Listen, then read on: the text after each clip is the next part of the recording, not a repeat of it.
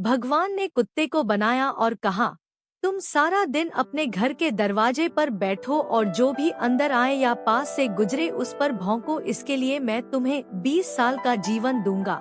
कुत्ते ने कहा, यह भौंकने के लिए बहुत लंबा समय है। क्या होगा अगर सिर्फ मैं 10 साल में तुम्हें बाकी वापस दे दूं? तो भगवान मान गए।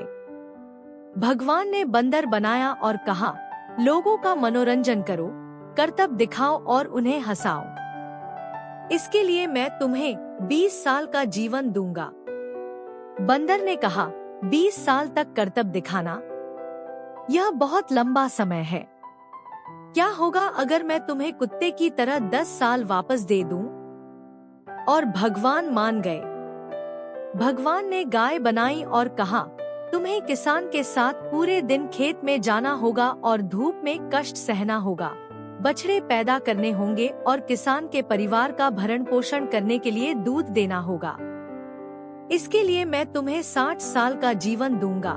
गाय ने कहा, यह बहुत कठिन जीवन है जिसे तुम चाहते हो कि मैं 60 साल तक जीऊं। क्या होगा अगर 20 साल और मैं बाकी 40 साल वापस दे दूं? और भगवान फिर से मान गए। भगवान ने मनुष्य बनाया और कहा, खाओ, सो, खेलो, शादी करो और अपने जीवन का आनंद लो। इसके लिए मैं तुम्हें 20 साल दूंगा। लेकिन आदमी ने कहा, केवल 20 साल? क्या तुम मुझे मेरे 20 साल दे सकते हो? 40 साल गाय ने लौटा दिए, 10 साल बंदर ने लौटा दिए और 10 साल कुत्ते ने लौटा दिए। इस तरह 80 हो गए। ठीक है? ठीक है, भगवान ने कहा, तुमने यही मांगा था। इसलिए यही कारण है कि अपने पहले 20 वर्षों में हम खाते हैं, सोते हैं, खेलते हैं और मौज-मस्ती करते हैं। अगले 40 वर्षों तक हम अपने परिवार का भरण पोषण करने के लिए धूप में काम करते हैं।